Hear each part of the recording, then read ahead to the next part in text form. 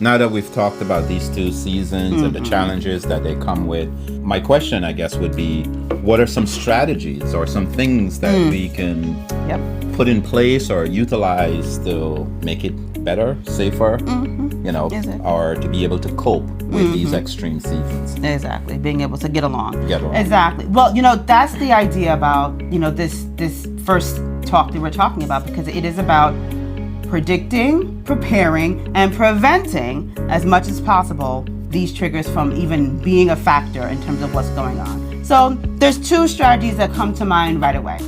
Strategy number 1 is to get curious and ask questions. Do you know what I mean by that?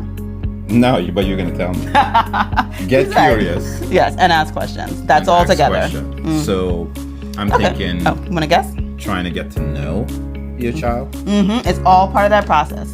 So get out the magnifying glass. Exactly. Become that detective. Detective time. Exactly. So what that means is that you're gonna, in a natural way, right, ask questions about what was that time of year like for your child before they lived with you. What was it like around the winter? What did they do? Who did they do it with? What was it like?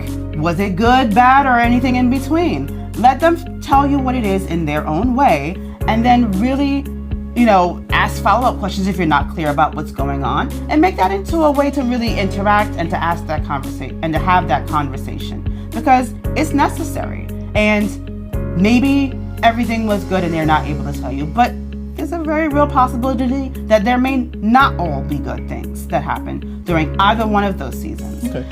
So ask the questions, and definitely make sure that if you don't get the right answers the first time, have that conversation again. Nothing wrong with that. Okay, so I get it. What you're saying is that at this particular point, we want to get curious.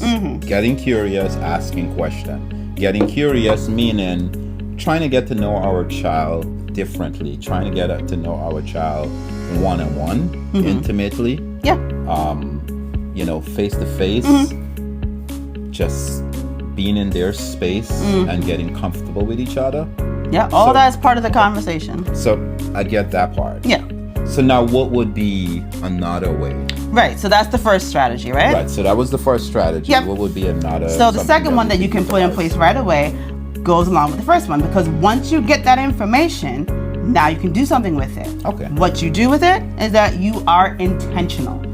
Be intentional about using that information to do exactly what we talked about. Predict that these things are going to happen around this time of the year. Prepare for them as much as you can. And if you are kind of at a loss, maybe get some advice, get some help, talk to somebody about it. But prepare as much as possible, and then put whatever in place that you can to prevent these things from becoming a factor and building up in the first place. We can't prevent everything, but what you can prevent, do something about it.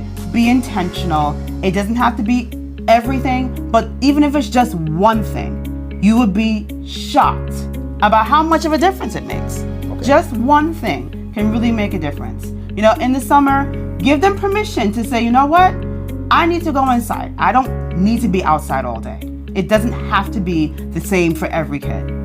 For the winter, it can mean maybe we don't have to be here in movie night every, Friday that you guys have it. Maybe we don't have to have 8 friends over. You don't have to have 8 friends over. Exactly, if you don't want them to. I mean, that doesn't happen all the time anyway. But you know what? Maybe that's your idea, but it's not a good idea for your child. Or you know what? Instead of playing by themselves, let's have some time where you're playing with them. You as the parent playing with them can make a very big difference, because then they really wouldn't feel lonely, even though they are having some time away from their siblings or the neighborhood kids or other adults that they may not feel safe around yet.